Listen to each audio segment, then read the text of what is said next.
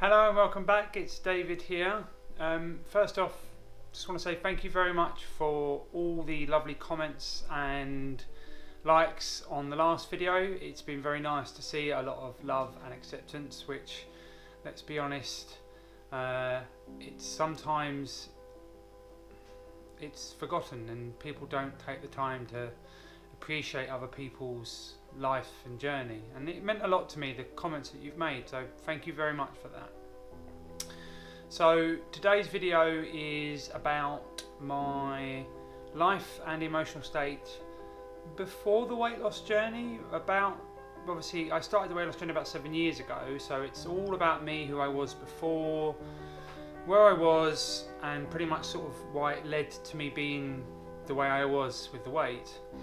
So first off, I come from a very normal, loving family. I was the youngest of three children. I had two older sisters, and I had two very devoted, loving parents who did the normal thing. They worked numerous hours to try and support us, and I come from, in that sense, a very normal family.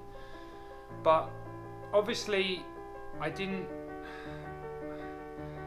I wasn't happy. That's probably the best way to put it, because I don't remember too much of my childhood. When I was younger at school, I was bullied because I was big. I don't really remember how I got so big at the first and why I got to that state, but I was always a big guy. I was always overweight. Obviously I liked my food. But at school, the bullying was pretty bad. I would often get picked on for my weight. People would point and laugh, and people would comment about me being lazy, that, you know, I was just always stuffing my face, and sadly it sort of got to a point where I pretty much fulfilled that prophecy. But a lot of what made my childhood quite hard, which was something which affected the whole family, which was where we lived for about, well, I can't remember how long, but for quite a few years, our family was pretty much tortured by our neighbours, to the degrees of things that went on, in a sense of us being assaulted by our neighbours. I think some of the most extreme things was they tried to cut the brake line on my father's car. Our pet rabbit was fed a piece of lettuce that had been drenched in bleach. And also, I mean, the neighbour, to give you an idea how strong the bullying the neighbours did, and that, one of them is a young lad, and he loved his peanut butter, and he always smelled peanut butter, and the bullying that he done to me affected me in such a way that whenever I smelt peanut butter or was near peanut butter, I would nearly throw up. It would just, I couldn't be near it, I just couldn't stand it. And it's only taken in the last couple of years for me to realise actually my fear and dislike of peanut butter wasn't the peanut butter's fault. Obviously it was a torturing by the neighbours. I mean, to the extreme where I was pretty much jumped and beaten quite badly on the way home. So it left quite a painful mark on me. But it wasn't just me that suffered with this, you know, with the torture from my neighbours. It was the whole family, and it deeply affected all of us, and very much so my mum. It really caused a lot of problem for her, and she's really had to suffer with a lot of depression, and that depression's led to some other things which made things quite hard for us as a family and hard for her. And it really, I'm able to look back now, it really affected my sense of who I was and how I felt, and my sense of self-worth, probably, in the sense that I didn't really feel important enough. And then obviously I escaped quite a lot down in the nearby where my nan was. I spent a lot of time with my nan, and we'd be at the farm, because she owned a farm, and I'd spend a hell of a lot of time with her. And I was very, very close to my nan, Heather. She was a lovely woman. a tongue that, you know, if you annoyed her, she'd let you know. But she really loved me. She really loved our whole family. She was very, whatever I wanted, I'd get. Bless her. But when I was younger, I used to love doing art, and I used to love trying to express myself in art or clay making and sculpture making, and I used to be quite expressive about that artwork. But in the end, as my nan got more unhealthy before we lost her, they got to a point where her cataracts with her eyes, she really struggled to see, and I tried to take my artwork to her to see, and she couldn't see it. And she bless her, she said it was lovely and she loved the artwork because I did it for her, but I kind of knew that she couldn't see it, but she was just trying to be supportive. And the thing that really sort of made me start to stop doing that was pretty much, I think, the day or the next day after she died, we went to her home to sort stuff out, and we found a letter from the local hospital that she'd finally been given the date, bearing in mind she'd been on the waiting list for quite a while, to have the surgery to remove her cataracts so she could see again more clearly, much like a hell of a lot clearer.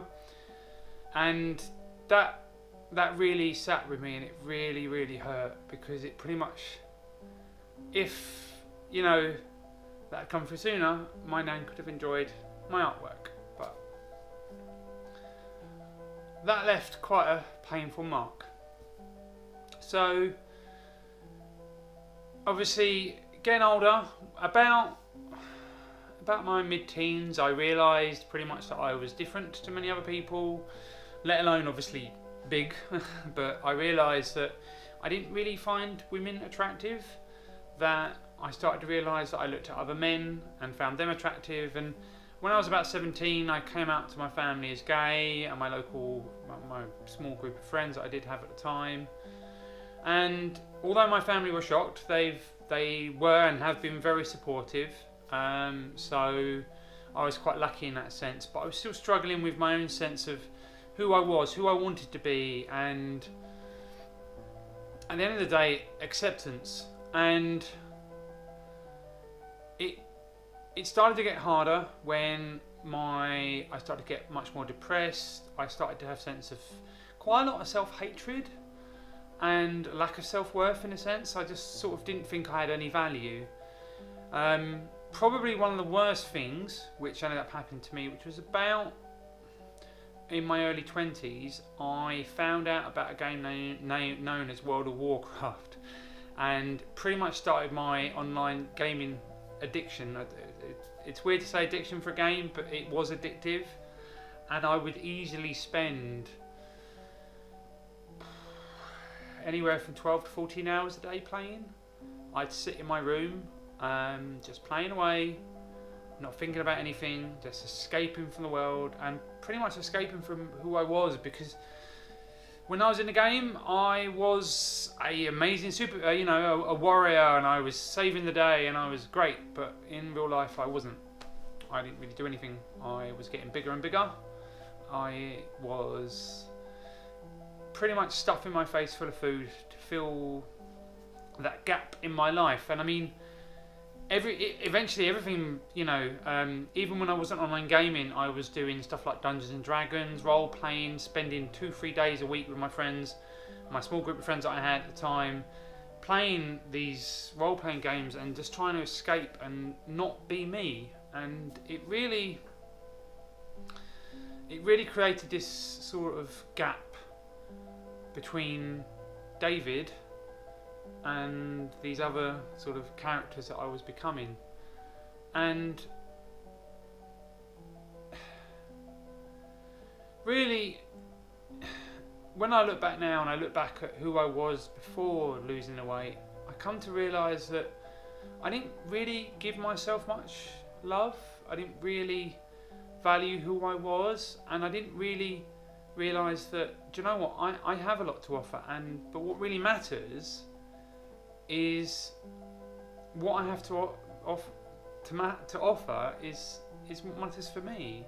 I spent so much time of my life constantly thinking about what other people were doing, what other people's lives were like, oh, look at them, they're great on Facebook, oh, they're really happy and everything, and why am I not happy? And it really gets to a point where you start just, you don't even put yourself first. And I think my biggest lesson I've learned is to put myself first and realise that I'm worth making that time for. We all are. And it's not selfish to put yourself first. So when you try to move forward with going towards a surgery, obviously, do try to think about what is keying in for you, what's working out for you. It isn't just a physical thing for the surgery, but you need to think about your emotional state, because it's really important that you are preparing yourself on an emotional level for what the changes that are going to come. And that's why I've done this video, to sort of express to you about who I was emotionally before. Now, I'm not the same man now that I was obviously like 10 years ago. I've changed very much, but a lot of that's come from a self-awareness and looking back at who I was before.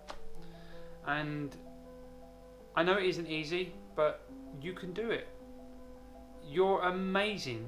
Everyone is, when you really put your mind to it, you'll be amazed at what you can do, and I believe in you.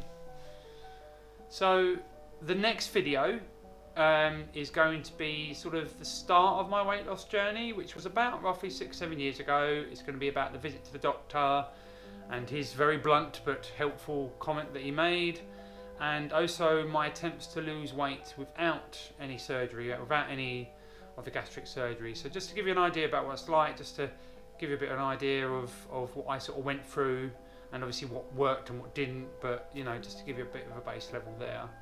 So as before, please comment, like, subscribe, give any feedback. If you have any questions, please do just ask them, and I'll do my best to answer them. I do actually believe that I had one question from Jenny. I believe she asked about how I do about hunger and missing cakes and sugary things. I don't really miss them now, but I do like to, every now and then I will have sugary things, but obviously it's all about a change in your relationship with the food. So realising that you don't need sugar to survive. It's something which you enjoy, and you are allowed to have. You can't sit there and say, I'm not going to have any of this food because it's unhealthy and it's really sugary. Don't do that. That's not good for you. Try to find a nice little balance. So again, thank you very much for the watch, and I shall see you in the next video. See you later.